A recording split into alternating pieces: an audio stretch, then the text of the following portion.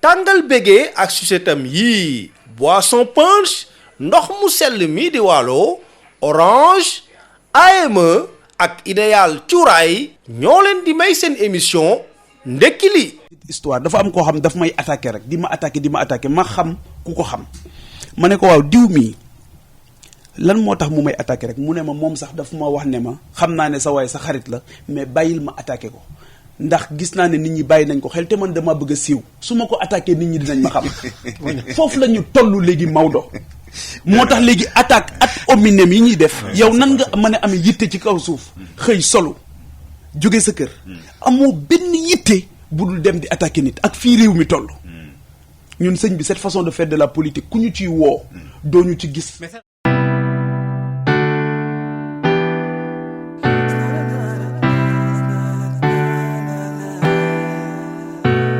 Better wake up in the morning time.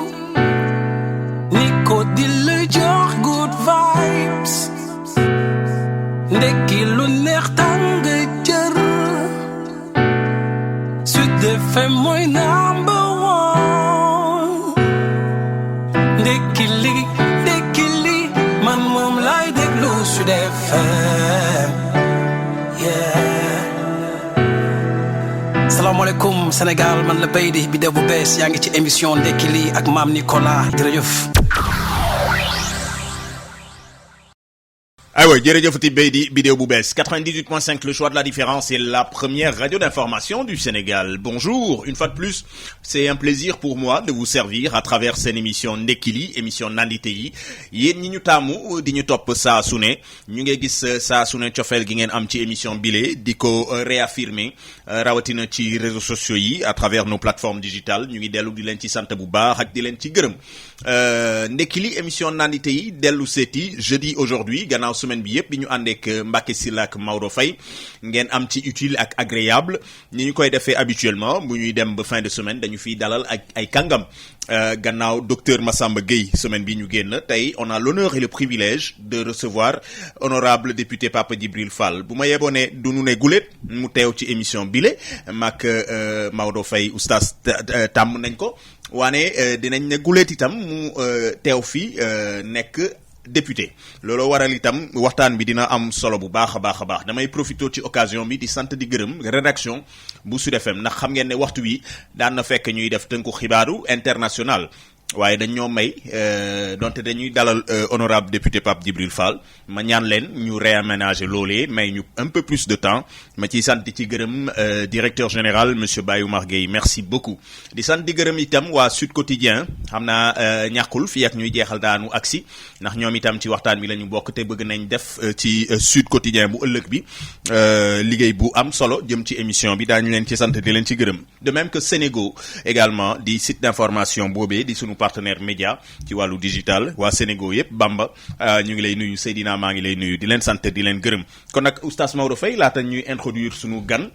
ma dellu di la nuyu di la bëggee di la ziar bismillah. waaw maa ngi lay nuyu di nuyu l'honorable député Pape Djibril Fall di la sargal bu baax a baax ci xel ak xalaat bi nga am pour indiwaat ko fi ngir ñu war a waxtaan ak moom. di nuyu également suñ mbokki techniciens yi nga xamee ne ñooy filmer ak tamit suñ plateforme yi nga xamee ne en ce moment yëf yi mu ngi fay jaar jërëjëfati oustaz Maodo Faye laata ñuy tàmbali waxtaan bi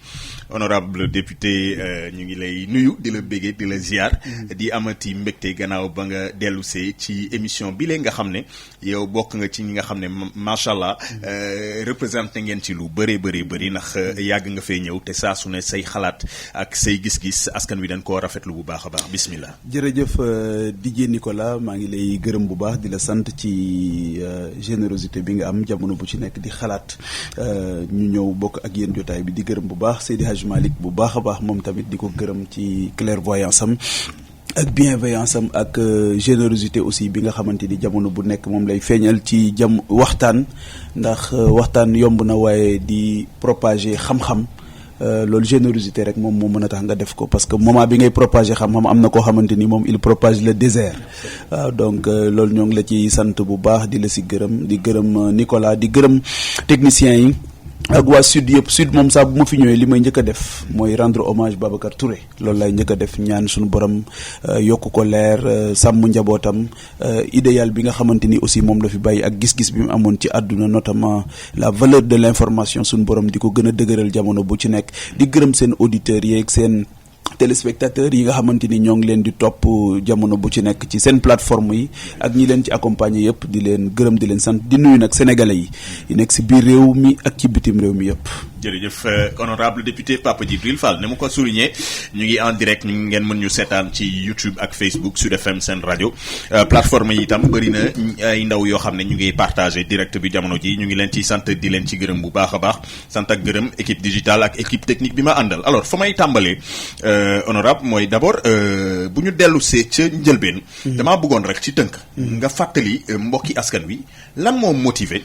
Pape Djibril Fall un jeune boo xam ne ñu ngi ko doon dégg muy joxe ay xalaatam ak i gis-gisam ci actualité ak doxalinu réew mi mu jékki-jékki rek ne finalement man damaa bëgg nekk député dem teewal askan wi ca assemblée nationale. ab dox la rek xam nga àdduna moom nit ki dafay nekk ci yoon di dox ni muy gënee àdduna ñu am yaakaar ci moom muy dox ba ci yàgg mu nekk ci xëy na lenn ba ci yàgg mu jóge fa dem ci leneen benn logique rek lay suivre te jamono bu ci nekk moom lay bàyyi xel mooy nan lay def pour jëriñ suma askan. donc fépp foo xamante ni station boo xamante ni mës naa fa nekk rek fu ma mës a taxaw rek li may xool mooy ndax man fii dinaa fi am njëriñ ndax dinaa amal njëriñ nit ñi te jëriñ nit ñi li ci jiitu mooy nga moytu leen a lor donc fépp foo xamante ni taxaw naa fa loolu laa mësoon a bëgg moom laa mësoon di ñaan sama borom donc bi ma demee aussi ba gis ne tey ji jot na xëy na fi ñu nekkoon mission bi ñu fa amoon mat na ma ne léegi nag am naa yéene dem taxawal sénégalais yi donte ñaari barab yi wuutalewu ma leen ndax fële it daanaka taxawaay bi ma nar a am nii laa fa amoon mooy di fàttali jamono bu ci nekk ñi nga xamante ni ñoom lañ dénk seen responsabilité première li nga xamante ni moom la ñu war a def di ko def te ci dëgg di ko def te yàlla rek tax di ko def it bañ cee séentu dara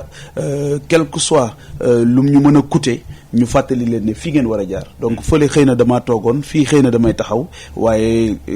jublu bi benn la waaw mooy taxawu sunu askan ñi nga xamante ni ñoom lañ dénk ñu fàttali leen li nga xam moom lañ leen dénk te assemblée nationale nag dafa nekk barab bu am solo ci wàllu politique ndax boo demee tey ji dëkk bu mel ni France même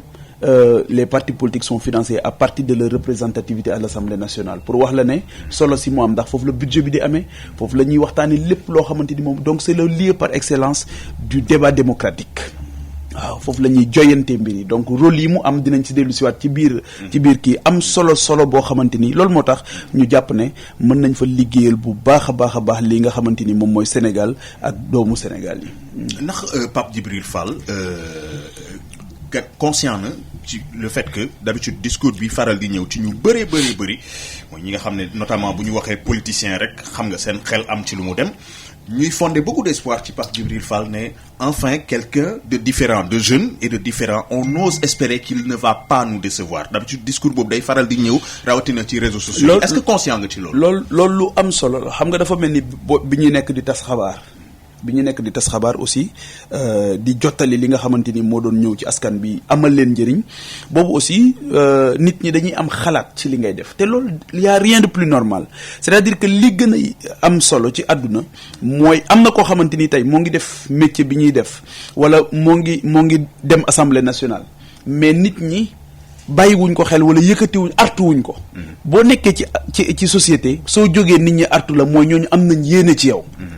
ñooñu bëgg nañ nga taxawal leen ñun yéene boobu noonu lañ koy gisee ak bëgg boobu nga xamante ni bëgg nañ ko ñu taxawal ñu donc loolu mooy le premier élément l'autre élément mooy que ne yaakaar boobu nga xamante ni am nañu ko ci différence boo xamante ni bëgg nañ ko moo tax ñun sunu li ñuy def yëpp dañ ko jiital ci xam-xam ak teggin ak yitte ju mat sëkk damay déglu Serigne Cheikh Ahmed Tidiane Sy Al Maktoum mu ne politique bu yàqoo comme diine bu yàqoo ay xulookat la ñuy jur mu ne politique bu yàqoo xulookat rek lay jur diine bu yàqoo tamit xulookat rek lay jur loolu moo tax nag ñun soppi bi président Wade doon wax ne mbir yi il faut que ñu soppi ko il faut que ñu joyanti ko ñun dañoo jàpp ne on a une possibilité ñu joyanti ko on a une possibilité ñu soppi ko te jeunes yi dugg assemblée nationale Nicolas y a rien de plus normal 75% wala 70% ci sunu population amuñu fanweeri at ak juróom 80% ñaar fukki at la ñu am ak ñaar fukki at ak juróom mais ils sont où sont les jeunes dans les instances fan la ñu nekk même yenn saa yi bu ñu leen di yóbbu sax ci yenn place yi sax da ngay gis ne dañ leen fay yóbbu rek pour amuser la galerie teg leen fa nii rek te diine je parle sous le contrôle de Maodo àdduna yàlla sax bu yónni ndaw lay yónni waxuma xale Sénégal dañuy jaawale xale ak ndaw waaw xale ak ndaw xale mooy petite enfance ak ñooñu nga xamante ni tout tànk waaye ndaw nag moom bu fa tolloo moo war a jël responsabilité am doxal mbir yi waaye nag daf koy nekk doxal boo xamante ni ko Maulana Cheikh Ibrahima Niass doon wax buñ ne ko mu ne jeunesse bi moo war a taxaw waaye ban jeunesse la daan ci teg waaw mu nekk une jeunesse consciente mu nekk une jeunesse boo xamante ni dafay jiital xam-xam bu wóor ci li muy def sonn ci am xam-xam waaye sonn it ci am teggin mais surtout itte mooy volonté manifeste boo xamante ni moom mooy tax mu mën a transcender obstacle yi nekk ci kanamam yëpp pour servir parce que du yomb nag ku la ko yombalal tamit xañ na la ko. D'accord. Honorable député Pape Djibril Fall loolu mooy introduction bi dama bëggoon bàyyi la également nga expliquer say motivation ak conscience bi nga am ci li lay xaar ci assemblée nationale danañ gën a xuus léegi ci justement assemblée bu bees bi la nga ca yaakaar ne di nga ko ca mën a indi maa ngi signaler ne encore une fois sunu mbokk yi Sénégo site d'information bi ñu ngi leen di nuyu di leen sant bu baax ci topp bi également ñu ngi en direct ci YouTube ak Facebook dinañ gis seen réaction interagir dina ci baax également Ablaye Thiam bu Sud Quotidien xam naa daanu jokkoo ak moom léegi ndax moom tamit laaj yi mu bëgg a laaj honorable député Pape Djibril Fall ak waa Sud Quotidien daan ci ñëw léegi jokkoo ak moom woo ko en direct Oustaz Maodo Faye ma bàyyi la kon ñu daal di jublu ci yeneen laaj yi ndax am na laaj yu tàng yu war a ñëw. waaw man li ma koy njëkk a laaj mooy d'abord tur bi nga xam ne moom la tuddee mbootaayam gi quoi MPR les serviteurs c'est le mot serviteur qui me pose problème parce que dama am fii ñu ma invité ci jano bi muy waa PRP bu Mamoun Niass ñoom ñoo tuddoon les serviteurs est-ce que yaakaaruloo ni baat boobu mën ngaa dem ba mu yàgg bureau des droits d'auteur yéen ngeen am fa ay problème bon parce que ñoom dafa ñëw ne ñu ngi ko koy bàyyee nii mais dañ ko bàyyi rek ci biir noonu quoi c'est-à-dire que yow avant ngay tuddee sa bopp les serviteurs am na ñeneen ñu ko tudde woon te ci politique bi la nekk est-ce que loolu yaa ngi koy bàyyi xel beneen question bi moom mooy la question de Diourbel parce que yow mataloo woon sa ay nit nga dem ci ay nit ñu fab lu mat tant de personnes xam nga 2000 ou 3000 jox la ko nga dem point de presse def ko comme ñoom tamit génnaat nañ attaqué la entre nous ne la yow da ngaa bëgg a aaki mooy yëf yi parce que yow bu ñu la mottaliwuloon da nga doo matal ñu mottali la ba pare nga def sa point de presse tuddoo leen daal ne bon voilà maa ngi kontaan ci confiance bi ma Sénégalais yi jox ñoom loolu ñu metti lu ko ban lecture nga ci am. waaw mooy li ma jiital léegi ne politique bu yàqoo rek ay xulookat lay jur ak ay werantekat te malheureusement ñii xuloo am nañ responsabilité ñii amplifier xuloo it am nañ responsabilité ñii werante am nañ responsabilité ñii amplifier werante am nañ responsabilité dama gëm ne enjeu yi ñu toll dafa transcender loolu ñi nga xamante ni ñooy créer ay mouvement balaa may ñëw ci tur bi wala ñuy créer ay partis politiques. C'est ce qui s'est passé à Diourbel aussi. waaw dama siy ñëwaat moom ci laa nekk nii dama ne ñi nga xamante ni ñooy créer ay mouvement ak ñi créer ay partis politiques dañu nekk ñoo xamante ni dañoo war a waajal seen bopp ba pare pour nekk solution pour sénégalais yi boo nekkul solution pour sénégalais yi mënoo régler seen problème ñoom problème ngay doon yow parce que waajaloo pare woo da ngaa ñëw ci politique parce que dafa am lu la indi mooy ananiya ngeen koy wax sa bopp rek moom moo la ñor loolu moo tax lu yëngu yow sa bopp rek ngay sóor doo xalaat mukk intérêt général parce que xamuloo ko. Je parle de façon globale li nga xam moom la ñu observé ci espace politique bi ba nga xamante ni tey boo ñëwee ci démb rek maa ngi seetaan ñaari émission yu mag waaye ñaari émission yëpp da ngay gis ne le contenu en réalité c'était beaucoup plus les problèmes internes des partis wala des coalitions donc problème interne des partis ou bien des coalitions ñoom war nañ ko mën a lijjanti ci seen biir comme de grandes personnes. Ça rime avec la politique. waaw bàyyil ba ma ñëw ban politique ñun Maodo bu fekkoon ne politique boobu daf ñu convenir kon du ñu dugg ci politique su mbir yi doxoon duñ ci dugg c'est parce que dañoo am loo xam dañ ko seetlu observation gis ne ñaaw na te rafetul te doxalin boobu baaxul léegi nag soo duggee dafa am ñoo xamante ni ci espace politique bi seen liggéey bi gën a mag soo duggee ci politique ak koo mën a doon dañuy fexe nga yem comme ñoom dañuy fexe ba dootoo wax ci santé dañuy fexe ba dootoo wax ci éducation dañuy fexe ba Maodo Faye li ko éducation di ñor yëpp su ma ñëwee du ma ci laaj dañuy fexe ba moom dañ koy jox ay xuloo valise werante pour mu ñëw teg ko ci au moment où des gens accouchent sur des nattes dans ce pays au moment où des gens cherchent des semences di wut jiwu bu ñu mën a duñ ko ne yow doo ko laaj ci loolu lañ lay cantonné et c'est ce débat là loolu mooy l'uniformité de la médiocrité. Il faut qu'on en parle quand même parce que quand il y a il y a eu des problèmes. Mais j'en parle mais à ma manière. Naturellement. waaw j'en parle mais à ma manière donc loolu mooy le premier élément pour wax la ne dañoo am benn jafe-jafe ci espace public boo xamante ni suñu deful attention dinañuy nekk di régler les problèmes des mouvements et des partis di différer jamono bu ci nekk les problèmes du Sénégal et c'est ça qui se passe depuis 62 ans moo tax ñun dañ koy différencier ak li nga xamante ni moom mooy suñu jubluwaay moom moo ñu yëkkati muy taxawu askanu Sénégal loolu mooy le plus important donc pour revenir ci li nga wax ne bi ñuy jógee ñun ne dañuy dem ci élection yi le 22 avril dañoo def suñu déclaration ku ñu gis yow yaa ñëw seet si ñu waxtaan ak yow nga am yaakaar ci ñun bi ñu ñëwee ñu ànd suñu borom dogal li nga xamante ni moom moo ko soob bi ñu yëkkatee suñuy kàddu it dañu ne liggéey bii ñu doon def mosuñoo dañoo tàllaloon suñu loxo ni képp ku bokk ak ñun gis-gis na nga ñëw rejoindre ñu waaye ànd dafa jafe dafa laaj ay li ñu naan destin croisé défis et responsabilités quels sont les défis à relever quelles sont les responsabilités à assumer su ngeen àndee ñu lu ci bari ci biir ànd bi nga koy xam ci nit ñi ci biir ànd bi nga koy découvrir ci nit ñi waaye ni ko Mame Abdou doon waxee jikkooy sang bokk na ci ngay jëflante aussi ku la jikkoom soof kenn ku ci nekk nag am na koo xamante ni mëne na wuññi sutura ci espace public am na koo xamante ni mëne na wax lu dul dëgg ci espace public ndax politique am na koo xamante ni mën na sos wax loo xamante dafa am pour la petite histoire dafa am koo xam daf may attaqué rek di ma attaqué ma xam ku ko xam ma ne ko waaw diw mii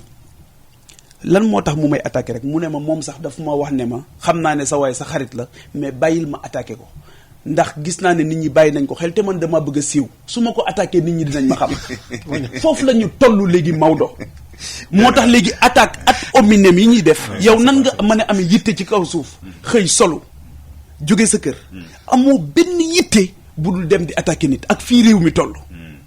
ñun sëñ bi cette façon de faire de la politique ku ñu ciy woo doo ñu ci gis. mais c'est que le problème mooy ba léegi da ngaa répondre gul sama question. waaw moom laa la wax ñoom dañ laa dolli ay nit la ñu wax. dégg mais ñoo la mot li ba nga mën a dem ci élection yi. est-ce que mën nga ko tënk rek mais bi ñuy dem ci élection. oui dañu lancé ne dañu bëgg Sénégalais yi pare nañu.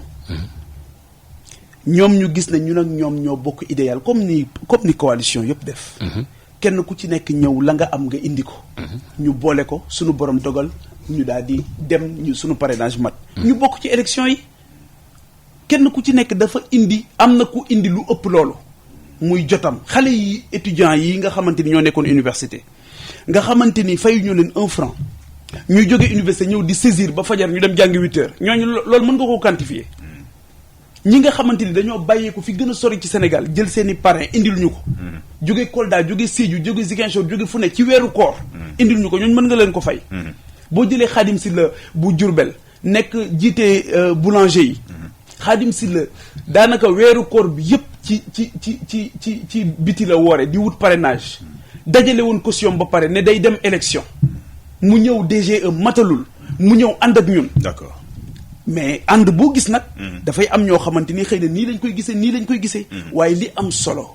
mooy ñun sénégalais yi xam nañ suñu jubluwaay xam nañ ne du ñu wor mukk li nga xamante ni moom la ñu bëgg ci ñun. te liggéey boobu dañ koo tàmbali te rentrée parlementaire jotagul. très bien donc vraiment sur cette question là loolu laa ci bëggoon. jërëjëf di wax ne Maodo suñu génération dañu am responsabilité def la politique autrement. d'accord dinañ ci ñëwaat mooy bu fekkee ne dañoo bëgg. jël la dugal la. ci benn carcan boo xamante ni saa boo jógee ju xëccaat la nga wàcc loolu ñun duñ ko nangu dañuy yëkkatiku te la ma sama papa El Hadj Mouniru Njegéen waxoon ne ma saa boo toogee ci télé bi wala rajo bi loo wax dégg naa ko man rus naa ñëw nag di yëkkati ay tuuma yoo xam ne du dëgg di wax loo xamante ni wérut di ko jël di ko teg ci Maodo Faye ndax sama bopp rek ndax bëgg suma bopp rek individualisme nag c'est ça qui est à l'origine de tous les maux qui gangrènent cette société. jërëjëf merci beaucoup honorable député Papa Djibril Fall bu ngeen ma jàppalee nag xam nga temps bi moom damay daw ak moom pour que lépp ñu mën ko mëtale. Il y a énormément de réactions ci réseaux sociaux yi rawatina Facebook ak YouTube puisque ñu ngi fa en direct ngeen ñuy seetaan di ñu déglu jamono ji ak honorable député Pape Djibril Fall mi doon en exclusivité invité ndekki li tey ci suba si. dama bëgg a daw Sud Quotidien rapidement fekki Ablaye Thiam parce que moom itam rédacteur en chef bu Sud Quotidien am na laaj gu mu bëgg a laaj wala laaj gu mu bëgg a laaj monsieur Pape Djibril Fall kon Ablaye Thiam maa ngi lay nuyu. maa ngi lay fay DJ Nicolas. jërëjëf. Alaaji Maodo Faye Oustaz Maodo Faye. di nuyu aussi l'honorable député Pape Djibril Fall. mais pour le moment man je préfère toujours garder notre confrère. parce que nous sommes très fiers quand même il faut le dire. autant yenn saa yi da ngay gis ay inspecteurs des impôts et domaines kontaan ci seen benn naataango bu amee réussite. autant da ngay gis magistrature yi aussi ñu def lu mel noonu. ñeneen ak ñeneen ñun journalistes yi rek ngay faral di gis suñu gisee suñu benn naataangoo mu am nu mu mel ñu def lu autoflagellation wala yenn saa yi ñuy génn di ko attaqué. man nag defuma sax corporatisme mais yooyu tamit day il faut que mu yokk ñu tuuti fierté tuuti comme sànq bu mu tàmbalee wax na fi Babacar Touré suñu référence la. ak yeneen journalistes yi jot a réussir ay Abdou Latif Coulibaly ay ñoom El Hadj Kassé ak ñeneen ñëpp dañ leen war a dolli njukkal bu baax parce que ñun tamit ci réew mi lañ bokk. amul benn corps de métier bu ëpp solo journalisme donc dañu war a fier ci moom Pape Djibril Fall. bu weesoo loolu aussi comme day def politique aussi laaj na ñun tamit ñu garder suñu casquette journaliste ñu poser ko question comme par exemple l'excellente question que Maodo Faye posé ko léegi man réponse am ça ne m'a pas donné satisfaction ça m'a laissé sur ma faim parce que y a eu beaucoup d'accusations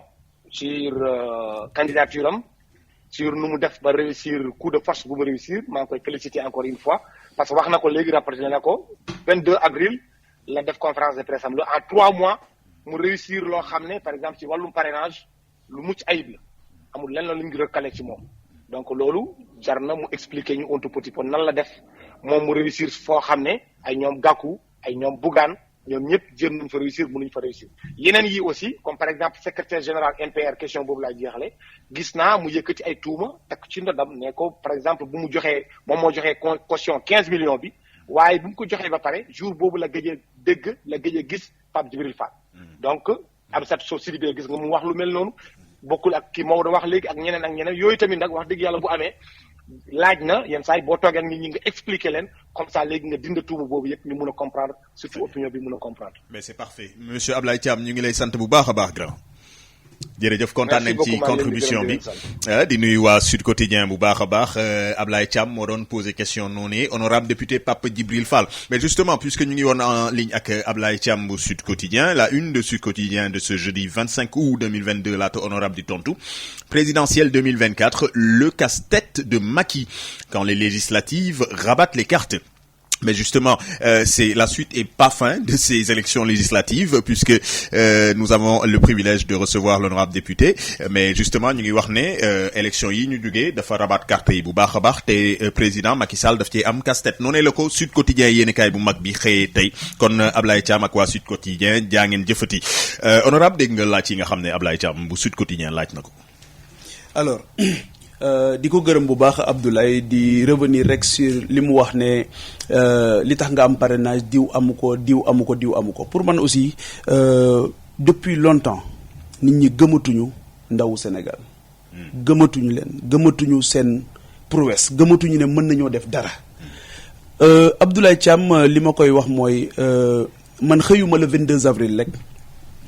ndekki ba pare naan sama café rek dem ci télé bi conférence de presse ne dama bëgg a nekk député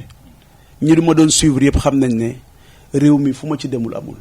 j'ai fait le tour du pays bu weesoo sama liggéey bi ma daan def télévision j'étais invité partout chance boobu laa amoon j'étais dans les collèges j'étais dans les universités maa ngi woon ci fu nekk lañ ma doon invité ci domaine bu ci nekk may partager suma xalaat ak askanu Sénégal barab yi ma demul bariwul donc ñi ma doon dajeel bari nañ ñi ma xamoon tamit sunu borom dogaloon na bari nañ ñi amoon yéene ngir ñu bokk ci élection yi tamit bari woon nañ donc bi ñuy jóg déjà amoon nañ benn machine boo xamante ni jàppoon nañ ne lu mu métti mbir mi nekk ci sunu kanam métti na waaye mënuñoo téye ndax boobu yéene bi ñu am pour taxawal Sénégal rëyoon na trop liggéey bii nag liggéeyu parrainage muy liggéeyu élection pour man li ci jiitu mooy nga am yitte ju mat sëkk. mën nga am xaalis te doo ko am nee naa la ñun ñi doon ñu saisiral am na ci ñoo xamante ni sëñ bi dañ daan fanaanee saisir ba fajar di ko def ak xol ak yéene bu fajar jotee ñu dem jàngi ñii dem liggéeyi. am na ci ñoo xamante ni xam naa leen bi ñuy jëm ci campagne électorale bi dañoo jël sax congé pour mën ñu gunge ci campagne électorale bi xam naa ci ñoo xamante ni daj nañ ci loo xamante ni jéggi na dayo donc pour wax ne parrainage bi liggéey bu mucc ayib mais dañoo dajeek aussi yeneen sénégalais yoo xamante ni dañu amoon yéene je parle des artisans du Sénégal le mouvement des artisans et alliés du Sénégal mais ñoom dañu waajaloon wuti seen i parrainage wut seen caution ne dañuy bokk donc ak ñeneen ñoo xamante ni tudd naa léegi Khadim Sylla dem na ba déposer parrainage am yoroon caution te matalul parrain mu ñëw pour ñu ànd ak ñeneen waa MPR yi nga wax ni tamit loolu tamit moom moo leen daloon ñoom ñoo ñëw seet si ñu daje ak ñoom ñoo ñëw gis ñu ne dañoo bëgg ànd ak ñun xamuñu leen woon ñoom ñoo ñëw seet si ñu donc encore une fois li ma bëgg a wax mooy am na ci loo xamante ni man terrain boo xam du ma si dem li ma mën a wax mooy tooñuñu kenn dara loolu Abdoulaye wax ne bi ñu yëkkatee caution bi xam nga caution bi déjà ñun daf ñu dimbali parce que am na ñu fi commencé woon di wax ne dañ ñoo financé dërëm yoruñu ko woon dara yoruñu ko woon ba léegi ñu ngi koy wax de. suñu yéene la ñu amoon mais suñu financé woon kay xanaa kon ñu mën a joxe suñu caution. te amoon nañ sax la possibilité de donner la caution. il faut que ñu xam ne caution 15 millions de francs la. 15 millions de francs ñi nga xamante ni ñoom ñoo daje woon ak ñi doon liggéey loolu mais ñooñu bu ñu góorgóorloo sëñ bi am 15 millions mënoon nañ ko am. problème bi mooy y avait le timing. et y avait une question de liquidité. mais am nga allié boo xamante ni nee na moom am na ko. mais su ko joxee benn la c'est la même chose. caution boo xamante ni dañ la koy delloo. yaa ngi dégg loolu mooy le premier élément l'autre élément li Abdoulaye wax. bu fekkee ne loolu ñoom ñoo ko wax loolu tamit wérut. oui. ne bi ñu joxee caution bi xaw ma lañ gëj a gisee loolu tam wérut. gisee nañ def nañ ay plusieurs fois ay réunions. waaw parce que on avait un cercle des alliés ñoom Valère Samb ñoom Corinne Bandiaki ñoom kilifa yu bëri yoo xamante ni ñoom lañ doon bokkal waxtaan boobu di ko def tout le temps. te ñooñu ñëpp tey jii tamit ñoo ngi ànd ak ñun liggéey bi bu ko continuer ngir taxawal li nga xamante ni moom mooy sénégalais yi. et je pense que ne. C'est ça aujourd'hui la fenêtre de tir mooy liggéey bi nga xamante ni war nañ ko defal askanu Sénégal te ñu jàpp ne man dama wax ne 31 juillet bu jotoon sénégalais yi faluñu ma keroog laay gën a taxawal sénégalais yi mandat boolewuma ak Sénégal mënoo wax ne damay egg benn station pour mën a liggéeyal Sénégal foo tollu mën nga liggéeyal Sénégal 31 juillet bi bu ñu joxe woon résultat yi ba pare ñu ne Pape Djibril Fall n'est pas député damay dem wutiwaat waar woo xamante ni ci biir tool bi foofu laay dem gën a représenté waat Sénégal liggéeyal ko waaw mais ay querelle de borne fontaine ay yoo xamante ni c'est des gamineries yoo xamante ni tey askanu Sénégal lii moo tax ñu jéppi Sénégalais est-ce que xam nga ne 4 millions de Sénégalais voté jiwuñ ci élection bi parce que divorce bi nga xamante ni gis nañ ko entre éthique ak politique loolu moo tax ñu suur léegi politique gu Sénégal mooy ñi nga xam ne ñëpp mooy yoo xamante ni ay ponkal yoo xamante ni nekk nañ dans une dynamique mu nekk parti wala mu nekk mouvement mais il faut qu'on arrête avec le tribunal médiatique parce que bu fekkee ne da nga am pièce à conviction contre Maodo Faye mais xam nga fi ñu koy yóbbu donc loolu dañ cee war a dimbali sénégalais yi les sénégalais n'en veulent plus sénégalais yi li ñu bëgg mooy ku leen génn ci jafe-jafe yi ku wax ay solution ku leen taxawaay boo xamante ni li ngay wax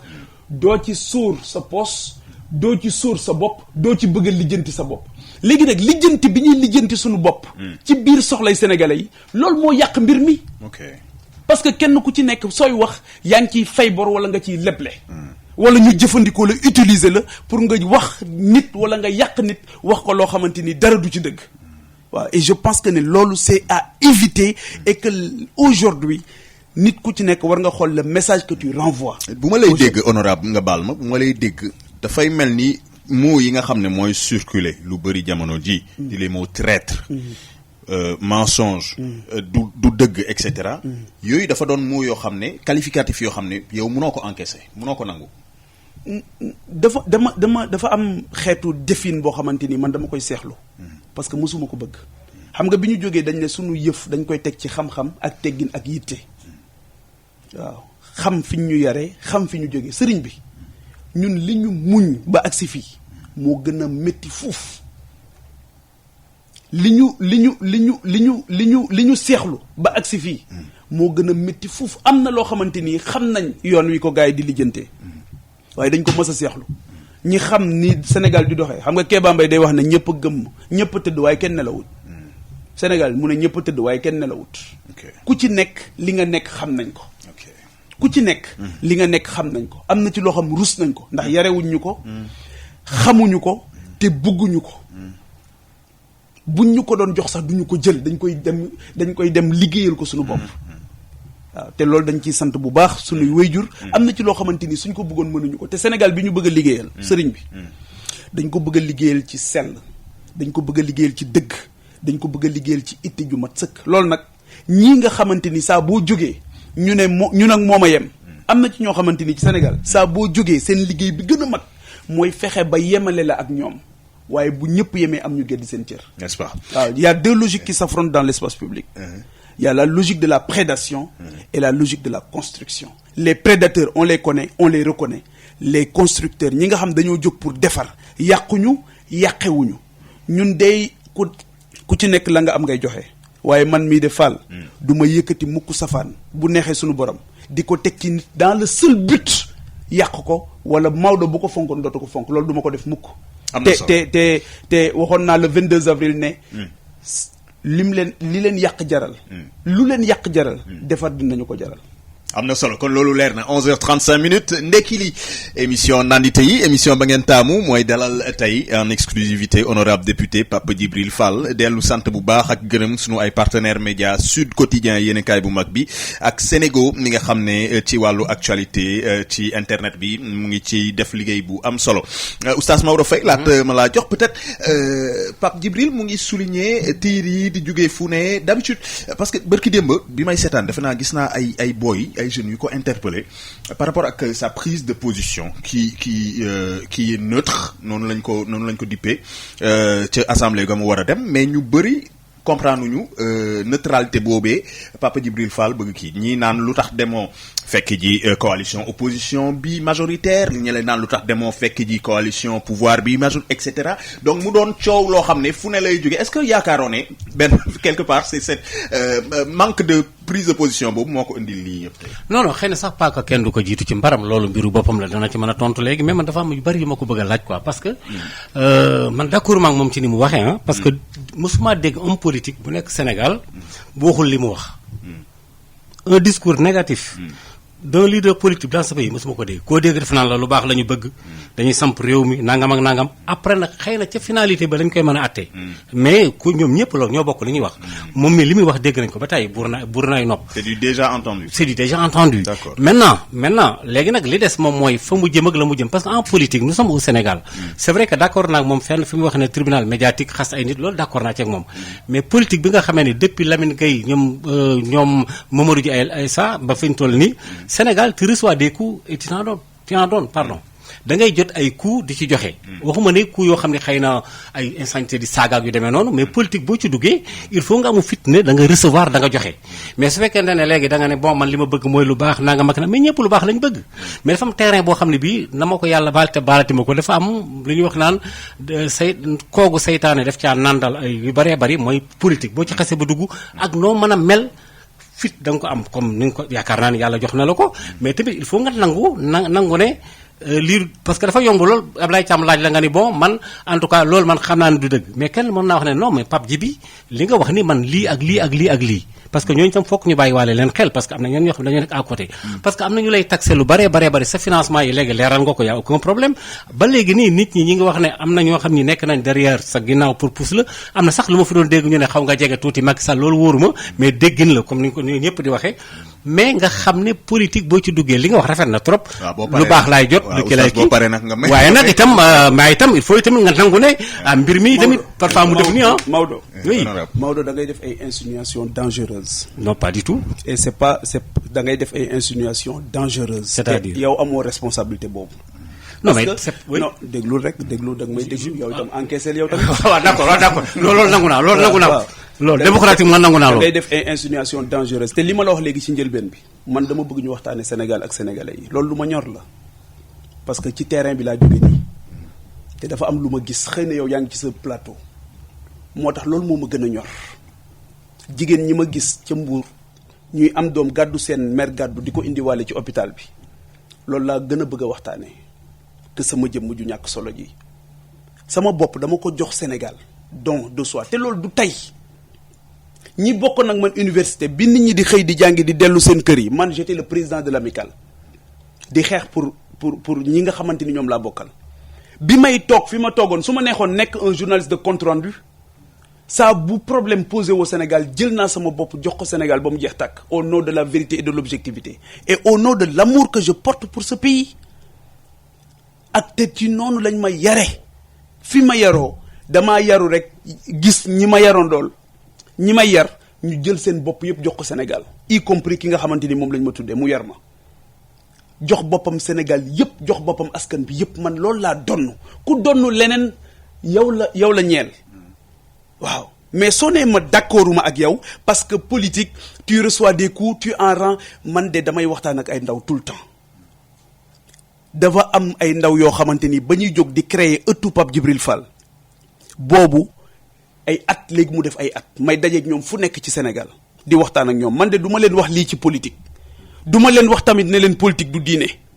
ñooñu ñoo yàq politique ñi ne la politique du diine mooy mën nga cee wax lu dul dëgg mën nga cee wor mën nga cee wuruc mën nga cee jël loo moomut ñooñu ñoo yàq politique ñun dañu bëgg a soppi loolu yéene lañ ci am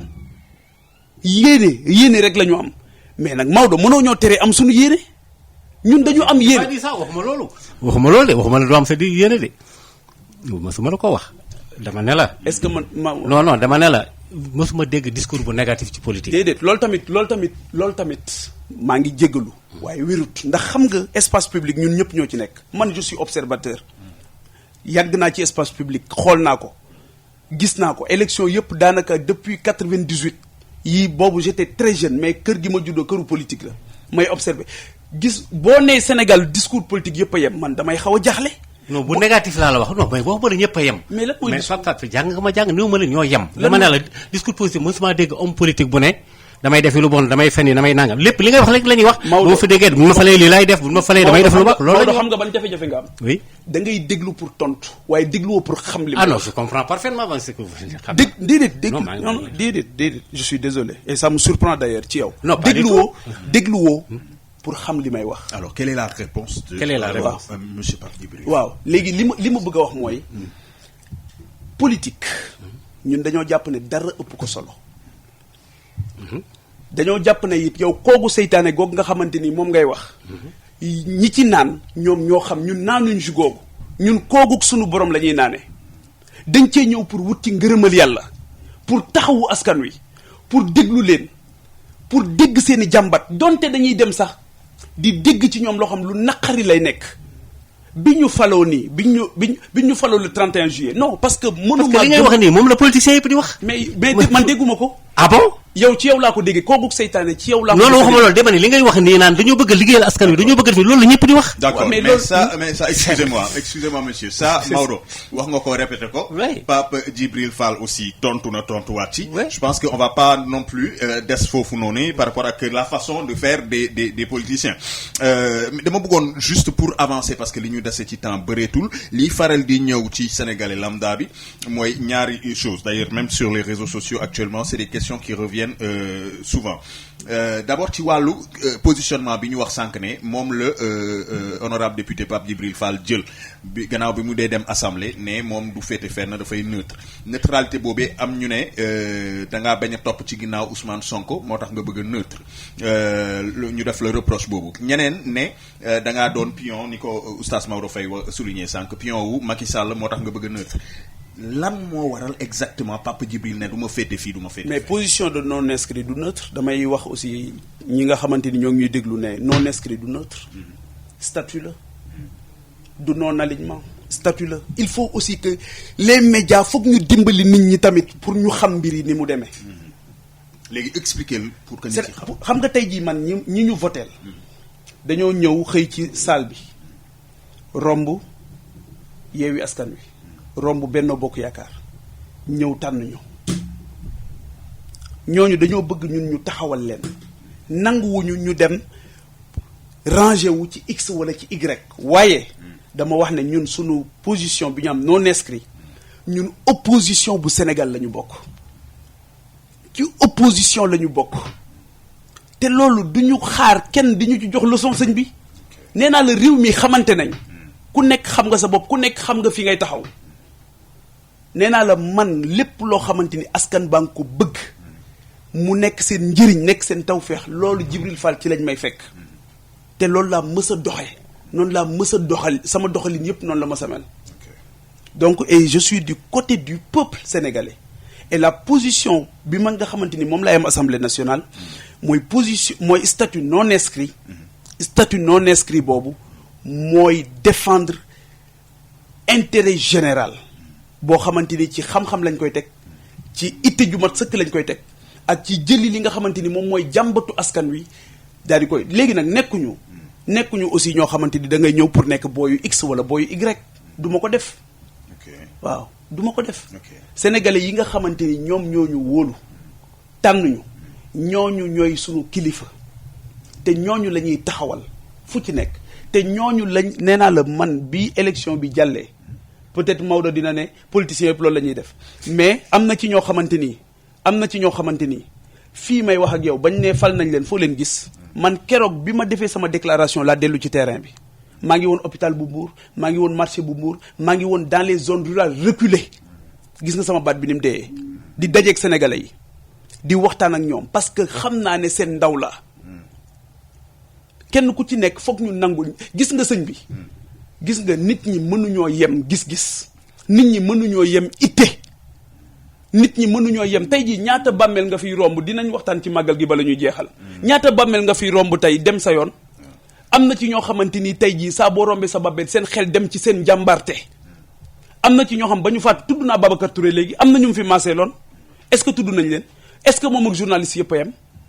yemuñu parce que dafa jéggi liggéeyam am leneen lu mu taxawee. man ba léegi néew ma ñoo yem. non parce que dama ne discours négatif laa wax. duñu taxawaat foofu parce que sama temps jeex na. mais je suis d'accord mais tamit mais mënul wax ne man dama wax da nga excusez-moi vraiment parce que discours négatif. excusez-moi vraiment parce que sama temps mët na sëkk dafa am aussi rédaction bi lu ñu ma may. bëgguma ko jéggi may nañ ma am plus de temps maintenant bu ñu àggee ci publicité yi faaw ñu kii honorable xam naa ne fii moom dañu koy def rapidement rek vite fait question réponse directe honorable député Pape Djibril Fall defe naa la 14e législature sera installée le 12 septembre prochain lan mooy les priorités de l'honorable député Pape Djibril Fall une fois à l'Assemblée nationale. L'autre question il y a aussi la question du nouveau gouvernement qui va arriver avec nomination au premier ministre bu bees. Est-ce qu'on peut s'attendre à ce que Pape Djibril Fall bu nu ko solliciter ci gouvernement bu bees bi mu dem ca. du ma bokk ci gouvernement. ok bu président Macky Sall. doo bokk ci gouvernement bu président Macky Sall. du ma si bokk. ok leer na bokkuma ci. askan bi lim ma yebal xam naa ko. li ma leen war a liggéeyal tamit xam naa ko leer na ci suma bopp. ok sama priorité mooy ndaw ñi dundalaat seen yaakaar wax ak ñoom fu ñu mën a nekk ci Sénégal dinaa leen fa fekk dinaa wax ak ñoom pare naa pour dékku seen kaddu yu neex pare naa it pour dékku seen kaddu yu naqari ndax comprendre naa seen frustration xam naa seen njàqari fi mu toll ndax dafa métti nga toll ci dog bu mu gàcce te mënoo ko waaw dafa toll ci tabaski jot mënoo am sa xar moo rey 40 ans nga continuer nekk sa kër papa ñu lay yóbbaale bu sa papa di rey xar nga teg sa loxo ci ginnaawam yaa ngi dégg dañu sonn coono boobu noonu la comprendre donc dundalaat yaakaaru ndaw ñi ak dalal xelu mag ñi loolu mooy suma priorité fondamentale donc la question de la jeunesse la problématique c'est-à-dire que tey jii nit ñi amuñu conscience ci ndaw ñi ni mu nekkee une chance pour ñun te ñu jàppe ko une charge waaw paradigme bi la ñu war a changer chance la pour sunu objectif de développement ñu mën ko accompagner waaw te loolu ñun dinañ ci taxawaay bu wér leneen li nga xamante ni bëgg nañ ci taxaw nga xam priorité la mooy ni ñu yoree sunu réew mënoon naa la tuddal léegi les contrats léonins mooy contrat yi nga xam dañ koy signé te xamuñu fu ñu ko teg bokk na ci gis nga xale yi liggéey ndaw yi liggéey ci autoroute Ila Touba bi gis nga leen ñoo ngi nekk di xeex bu métti avec l'entreprise chinoise CRBC te foofu contrat yi fa ne sous le regard complice de l'inspection du travail contrat yu ñu war a xool la loolu tamit Maodo ba ma koy wax du tey contrat boobu man maa ko njëkk a dénoncé comme journaliste au niveau des médias bi ma koy wax du tey te loolu dama koy dabbali au niveau de l'hémicycle bés bu ministre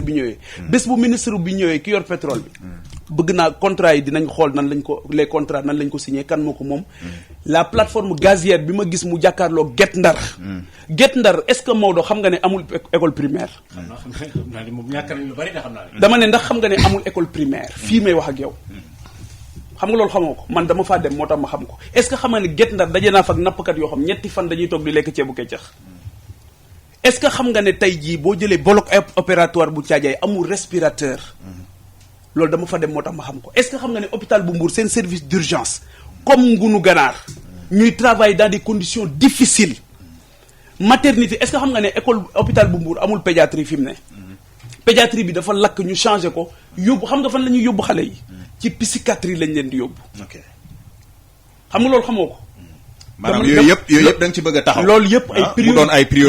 priorité en tant que député loolu yëpp ay priorité lay nekk le mot serviteur leer na le mot serviteur mooy ku jóg ngir jëriñ askanam. non avec beneen parti bi quoi bu Mamadou Niass. loolu nag dépassé nañ. waaw loolu il n'a pas répondu. non mais peut-être c'est pas grave dina am beneen occasion répondre. ngeen baal ma rek jéggal ma nag. parce que waaw honorable nga may ma quelques secondes da nga tudd hôpitaux yi justement Sud Quotidien ci yéen kaay tey bi def na jàngat bu am solo muy radioscopie d'un grand corps malade muy hôpitaux yëpp yi nga xam ne ñooy Dakar Ziguinchor Sédhiou Saint-Louis Youssou Margane bu Rufisque et cetera ñu def ci dossier bu am solo dama bëggoon profiter ci occasion bi fàttali mbokki lecteurs yi ne da ngeen ci jàng lu bëri ci jafe-jafe hôpitaux yi ci Sénégal honorable xam naa ne li ñu bëgg a wax yëpp duñ ko mën a wax te xibaar yi ngi ñu samay publicité danoo bëri dama bëggoon rek ñu tënk ko rapidement peut-être boo amee kàddu boo xam ne da nga koy yóbbante mbokki askan wi gannaaw bi nga xamee ni itam bu ñu fàtte ne aussi dañu laa fal muy lu bees loo xam ne ni ma ko waxee sànq ñu bëri dañoo am espoir ci yow ne on espère que changement dina am enfin au niveau de visage yi ñuy faral di gis. jërëjëf Nicolas yaakaar boobu yàlla na ko suñu borom dëggal. amiin. c'est-à-dire que il faut que ñu génn il faut être je suis un optimiste de la volonté c'est-à-dire que nekkuma koo xamante ni damay dugal ci xelu sénégalais et onde négative Sénégal réew mu màgg la Sénégal réew mu rëy la Sénégal réew mu am solo la. ay jàmbaar ñoo ko dëkkee te jamono bu ci nekk suñu borom sax day yónni yónnant ba mu dem mbiram di xaw a kii mu yónni waat keneen donc il faut pas désespérer waaw man désespéré wu ma ci jëmm yi ma gis ñu dugg ci assemblée nationale bu bees bi gis naa ci ñoo xamante ni am naa yaakaar ci ñoom ne dinañ taxawal Sénégal taxawaay bu mucc ayib waaw te ñun ñoo ngi ñaan suñu borom suñu pas-pas boobu mu sàmmal ñu ko ba ñu taxawal Sénégal taxawaay bu mucc ayib donc ñun dinañ ko def bu mucc ayib ndax ay borom xam-xam lañ ciy àndal gëstu lañ ciy def taxawaay bu am solo lañ ciy def donc leneen li nga xamante ni bëgg naa ko wax te ma jeexale ko mooy que ne il faut que ñu bàyyiwaat xel askan bi surtout sur le plan sanitaire li ma ci gis daf ma traumatisé daje naa ak benn sage-femme hôpital bu Mbour mu ne ma tey accouché naa 20 femmes déficit personnel 20 femmes la accouché mu ne ma gis nga ni ñu mel daanaka màgget nañ te suñu heure jotagul waaw donc loolu lu mat a wax la lu mat a waxtaane la waaw te leneen li it mooy di nuyu aussi sunu mbokk yëpp muy waa Thiadiaye bu baax a baax waa Sessène bu baax waa Sandiara waa Kër Yirim Fall di leen nuyu di leen gërëm di leen sant di wax nag aussi ñu waajal màggal gi n'est-ce pas waaw ñu waajal màggal gi ndax bi Covid bi ñëwee Serigne Mountakha ne nañu màggal acte boobu moo relancé woon l'économie du Sénégal li ma mënul comprendre nag mooy fanweeri at rek daanaka man lu mu gàtt-gàtt fekke naa fanweeri màggal waaye mënoo muusa ko muccat ba màggal bu jotee ñaar fukki fan yi ci yi tax mu jot yi maanaam yi nekk si diggante bi dinañ ne soble bi yokku nañ ko nañ ne pomme de terre bi yokku na dinañ ne ndox amul jamonoy nawet la ñu nekk mbënd mi du ñu sonal donc pour man aussi il faut régler définitivement les problèmes Touba c'est la deuxième grande agglomération en termes démographiques donc te tey jii boo fa demee le déficit infrastructurel dafa rëy donc tey ki nga xamante ni moo ñu liggéey boobu